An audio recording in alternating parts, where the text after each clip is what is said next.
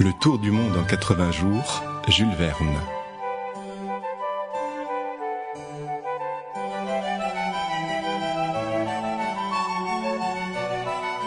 Chapitre 1, dans lequel Phileas Fogg et Passepartout s'acceptent réciproquement, l'un comme maître, l'autre comme domestique.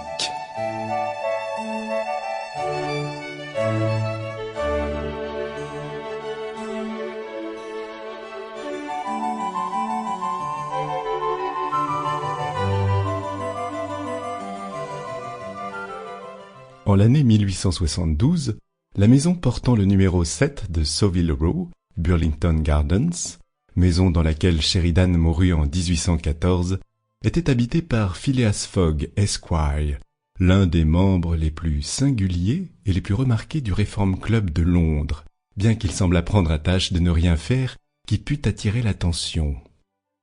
À l'un des plus grands orateurs qui honorent l'Angleterre, succédait donc ce Phileas Fogg, personnage énigmatique dont on ne savait rien, sinon que c'était un fort galant homme et l'un des plus beaux gentlemen de la haute société anglaise.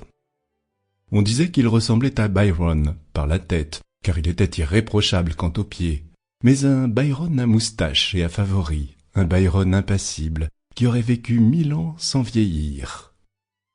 Anglais, à coup sûr, Phileas Fogg n'était peut-être pas londonneur. On ne l'avait jamais vu ni à la bourse, ni à la banque, ni dans aucun des comptoirs de la cité.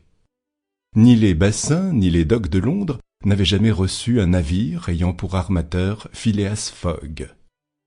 Ce gentleman ne figurait dans aucun comité d'administration. Son nom n'avait jamais retenti dans un collège d'avocats, ni au Temple, ni à Lincoln's Inn, ni à Gray's Inn.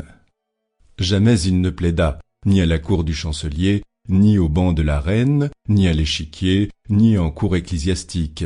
Il n'était ni industriel, ni négociant, ni marchand, ni agriculteur.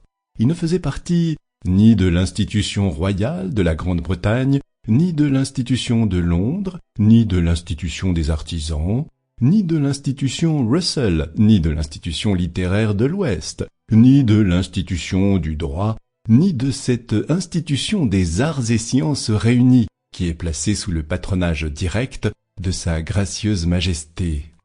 Il n'appartenait enfin à aucune des nombreuses sociétés qui pullulent dans la capitale de l'Angleterre, depuis la société de l'harmonica jusqu'à la société entomologique, fondée principalement dans le but de détruire. Sample complete. Ready to continue?